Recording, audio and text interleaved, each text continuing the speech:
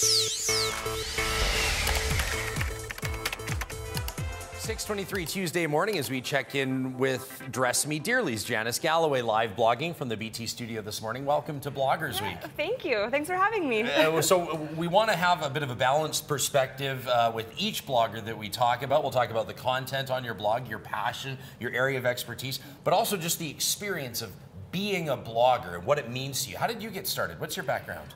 Well, actually, I started in about 2009, and I was just really interested. Fashion blogs were just kind of coming to light then. I thought I really have always loved fashion. I have no background. My background is actually marketing communications, which makes sense. So I loved writing, and I thought this might be an interesting creative outlet for another passion of fashion.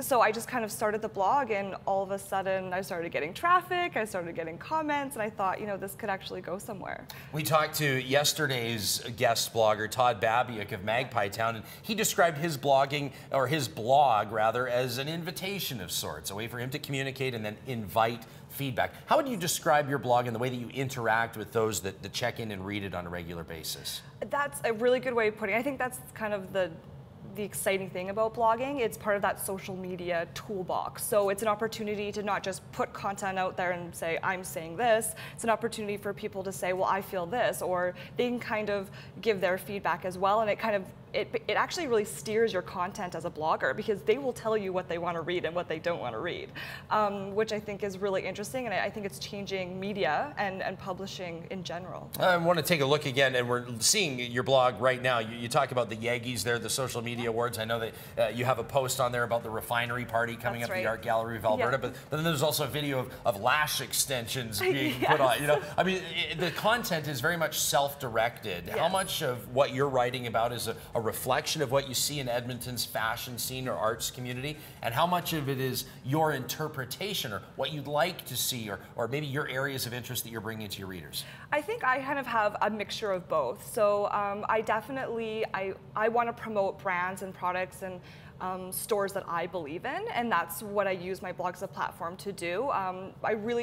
As I found my voice as a blogger over the years, I really realized that I loved supporting what was happening in Edmonton. And that's kind of what set my blog apart maybe from other bloggers, is I thought there's so much happening in the fashion scene here, so I have an opportunity to share that basically with the world.